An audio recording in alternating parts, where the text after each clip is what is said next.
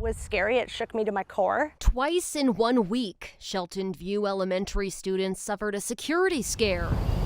First, a lockdown, then a safe inside order. They even canceled school that Friday to recuperate. It was traumatic, like 2 traumatic events happening. This mom's also a teacher, but at another school district in Western Washington. I literally go every day to work not knowing if I'm going to come home or not. North Shore School District Superintendent Michael Tolley met with parents in person to discuss the topic. I'm so thankful that they responded.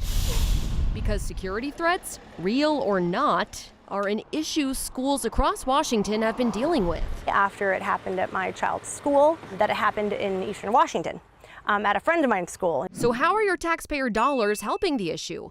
Washington State doesn't fund physical campus security features like fences, locks, and surveillance cameras, so how is the state's big expenditure keeping your students safe?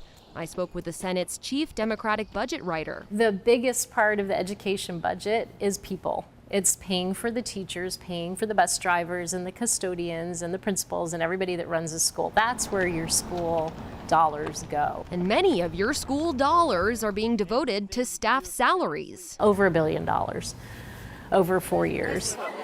Senator Christine Rolfes says it's the biggest part of this year's budget. So in the spirit of safety, I asked, with state funding, can positions for security on campus be created? Could that be something that it goes towards? It could, yeah. Yeah, that money is very flexible.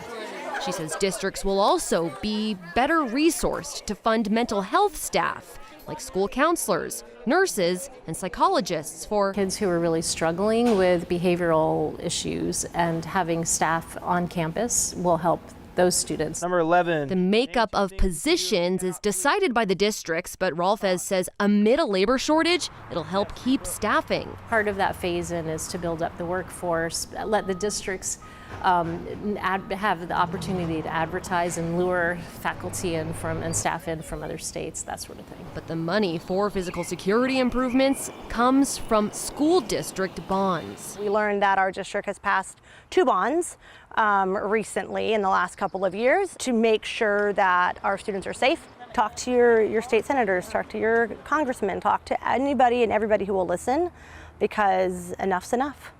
Enough is enough. Maddie White, King 5 News.